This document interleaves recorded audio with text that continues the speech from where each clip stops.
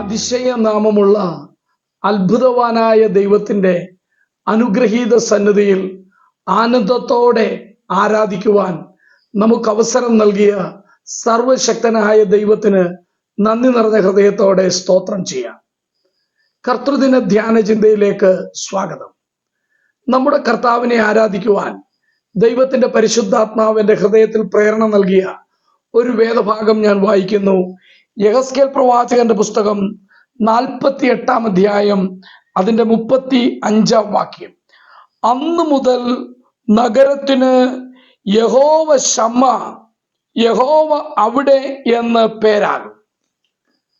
ഈ വേദഭാഗം നാം വായിക്കുമ്പോൾ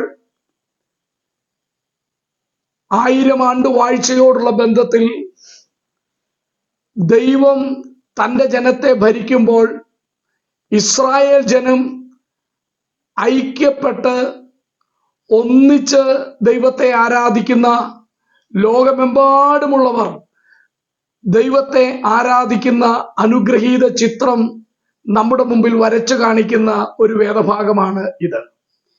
യെഹെസ്കേൽ പ്രവാചകന്റെ പുസ്തകത്തിൽ 1000 ആണ്ട് വാഴ്ചയും അന്നുള്ള ദൈവാലയത്തിന്റെ മഹത്വവും അന്നത്തെ ആരാധനയും ഒക്കെ വളരെ മനോഹരമായി വിശദീകരിക്കുന്നുണ്ട്. അപ്പോൾ 1000 ആണ്ട് വാഴ്ചയിൽ ആരാധന സ്വീകരിക്കുന്ന അത്ഭുതവാനായ ദൈവം ജനത്തിന്റെ നടുവിൽ ആരാധന സ്വീകരിച്ചുകൊണ്ട് വിരാജിക്കുന്ന ഒരു വലിയ വിശദീകരണം നൽകിയിരിക്കുന്ന കാര്യം നമുക്കിവിടെ കാണുവാൻ കഴിയും. അതെ, ദൈവം ആരാധന സ്വീകരിച്ചുകൊണ്ട് ദൈവജനത്തിന്റെ നടുവിൽ അവരുടെ പ്രഭുവായിട്ടിരിക്കുമ്പോൾ ആ പട്ടണത്തിന് ഒരു പേരുണ്ട്, ആ സിറ്റിക്ക് ഒരു പേരുണ്ട്. ആ പേര് യഹോവ ശമ്മ, യഹോവ അവിടെ എന്നാണ് അർത്ഥം. നമ്മുടെ ദൈവം ആരാധനയ്ക്ക് യോഗ്യനാണ്. സകലരുടെയും ആരാധന സ്വീകരിപ്പാൻ തക്കവണ്ണം വല്ലഭനായ ദൈവമാണവൻ. ഈ സർവപ്രപഞ്ചത്തിന്റെയും ഉടമസ്ഥനും സകല സൃഷ്ടിക്കും കാരണഭൂതനും സകലത്തിന്റെയും അവകാശിയുമാണവൻ. സർവജനവും സകല സൃഷ്ടിയും അവനെ ആരാധിക്കുവാൻ അർഹതപ്പെട്ടവരാണ്. അവനെ ആരാധന സ്വീകരിപ്പാൻ യോഗ്യനും അർഹതയുള്ളവനുമാണ്. എന്നാൽ നമ്മുടെ ദൈവം യഹോവ ശമ്മ എന്ന നാമത്തോടുകൂടെ ആ പട്ടണത്തിന്റെ നടുവിലുണ്ട്. ആ പട്ടണത്തിന് പേർ വിളിക്കുകയാണ് യഹോവ ശമ്മ. യഹോവ ശമ്മ എന്നുള്ളത് ഒരു കോമ്പൗണ്ട് നെയിമാണ്, ഒരു സംയുക്ത നാമമാണ്.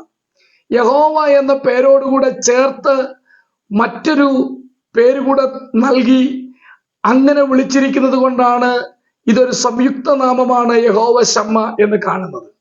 ഇങ്ങനെയുള്ള 7 നാമങ്ങൾ നമുക്ക് പഴയ നിയമത്തിൽ കാണുവാൻ കഴിയും. അതിൽ ഓരോന്നും അതിമനോഹരമാണ്.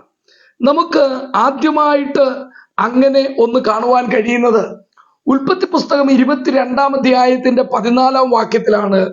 അവിടെ യഹോവ ഇരേ എന്ന് ദൈവത്തിന്റെ പേര് കാണുവാൻ കഴിയും. അതിന്റെ അർത്ഥം യഹോവയുടെ പർവ്വതത്തിൽ അവൻ പ്രത്യക്ഷനാകും എന്നാണ്. യഹോവ ഇരേ എന്ന് പറഞ്ഞാൽ ദൈവം കരുതും എന്ന് നാം പലപ്പോഴും അതിനർത്ഥം പറയാറുണ്ട്. എന്നാൽ in the mount of the Lord it will be provided, യഹോവയുടെ പർവ്വതത്തിൽ അത് നൽകപ്പെടും എന്നാണ് അതിനർത്ഥം. മലയാളത്തിൽ അതിന്റെ അർത്ഥം എഴുതിയിരിക്കുന്നത് യഹോവയുടെ പർവ്വതത്തിൽ അവൻ പ്രത്യക്ഷനാകും എന്നാണ്.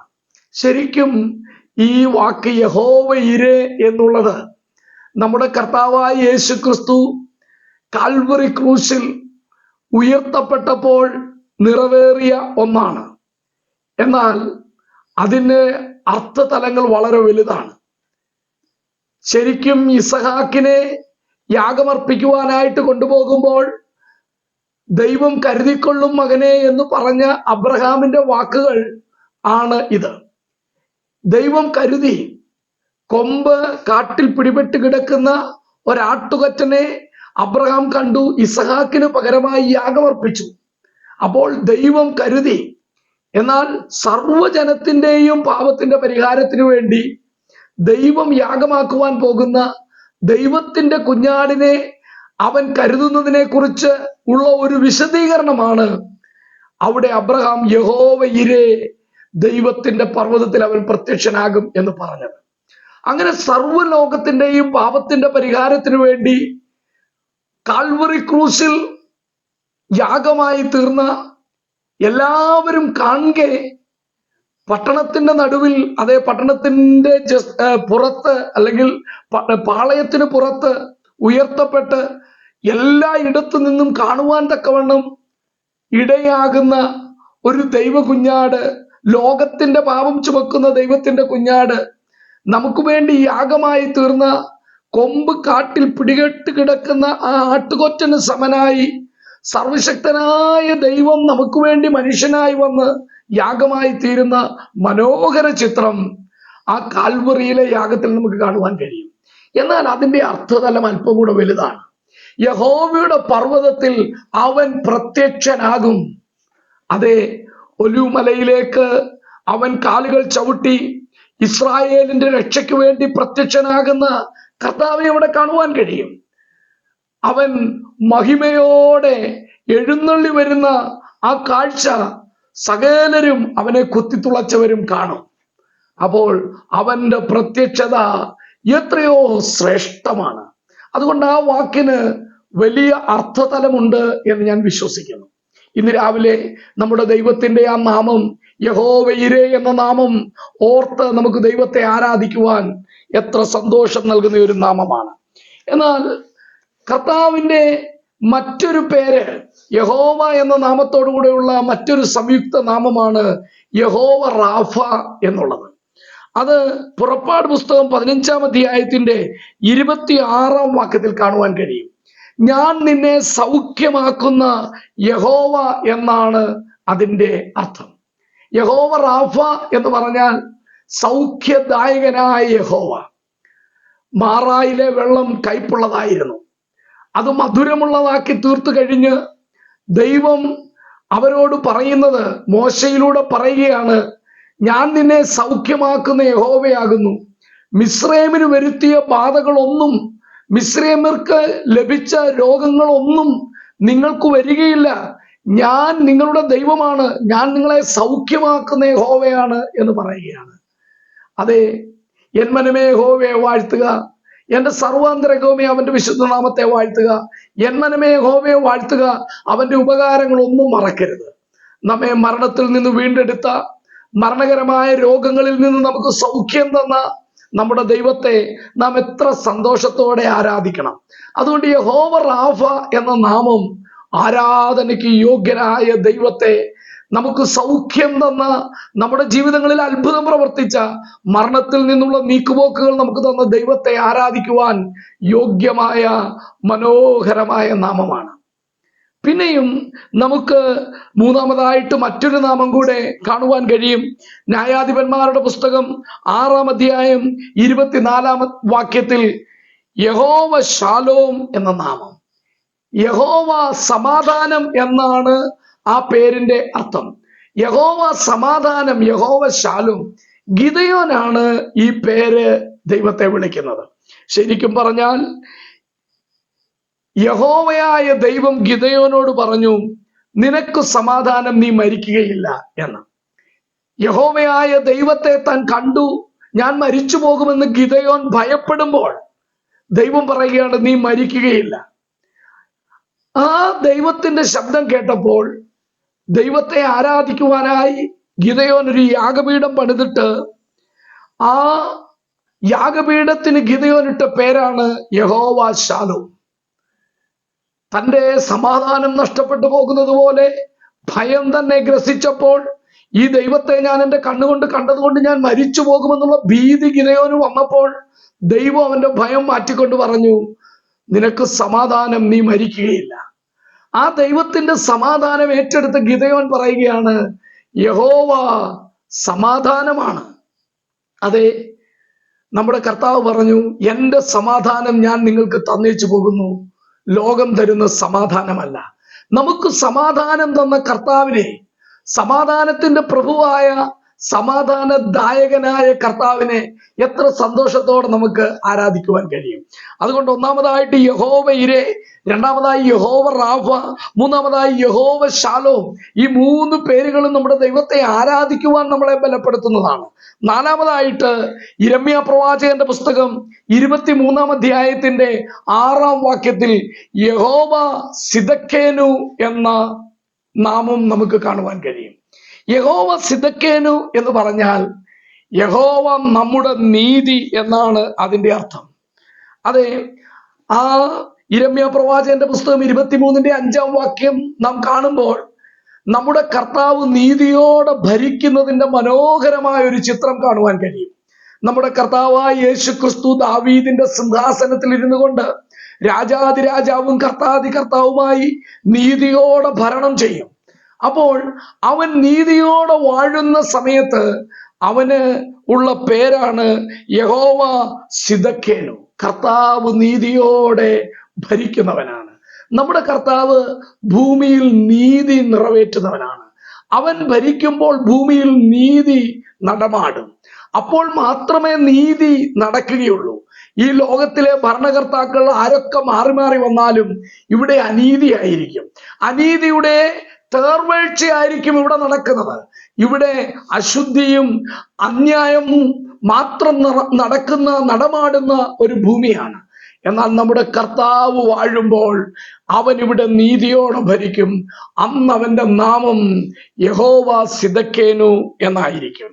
ഇനിയും 5-മതായിട്ട് മറ്റൊരു നാമം നമുക്ക് കാണുവാൻ കഴിയും. യഹോവ നിസ്സി എന്നാണത്. പുറപ്പാട് പുസ്തകം 17-ാം അധ്യായത്തിന്റെ 15-ാം വാക്യത്തിൽ നമുക്ക് മോശ ഇടുന്ന ഒരു പേരായിട്ട് അതിനെ കാണുവാൻ കഴിയും. യോശുവ അമാലേക്കിനെ തോൽപ്പിച്ചു. ആ സമയത്തൊക്കെ മോശ കൈ ഉയർത്തി പ്രാർത്ഥിച്ചുകൊണ്ടിരിക്കുകയായിരുന്നു.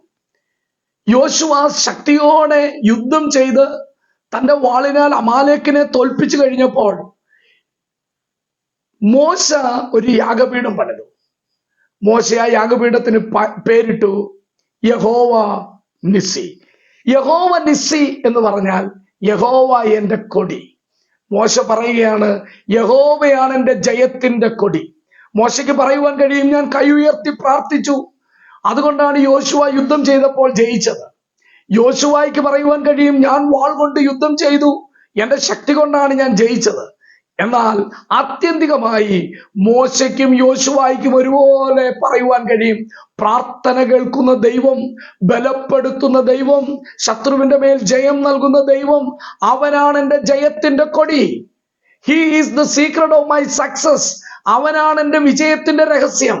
അതുകൊണ്ട് വിജയം നൽകുന്ന ദൈവത്തിന് പേരിട്ടിരിക്കുകയാണ് യഹോവ നിസ്സി. നിങ്ങൾക്കും എനിക്കും പരാജയങ്ങളിൽ നിന്ന് ഒരു മാറ്റം തന്ന് വിജയത്തിലേക്ക് നമ്മളെ കൊണ്ടുവന്ന, ശത്രുവിന്റെ മേൽ ജയം വരിപ്പാൻ ഇടയാക്കിയ, കഴിഞ്ഞ ഒരാഴ്ചവട്ടക്കാലവും പിശാചിന്റെ സകല തന്ത്രങ്ങൾ നമ്മളെ വിടുവിച്ച് പാപത്തിന്റെ മേൽ ജയം തന്ന് അവനെ ആരാധിക്കുവാൻ നമ്മെ കൊണ്ടുവന്ന ദൈവത്തിന് നമുക്ക് വിളിക്കുവാൻ കഴിയുന്ന പേരാണ് യഹോവ നിസ്സി എന്ന്. വീണ്ടും സങ്കീർത്തനം 23-ന്റെ 1-ാം വാക്യത്തിൽ നമുക്ക് അതിമനോഹരമായ നമ്മുടെ ദൈവത്തിന്റെ പേര് കാണുവാൻ കഴിയും, യഹോവ റോയ് എന്ന്. യഹോവ റോയ് എന്ന വാക്കിന്റെ അർത്ഥം യഹോവ എന്റെ ഇടയനാകുന്നു.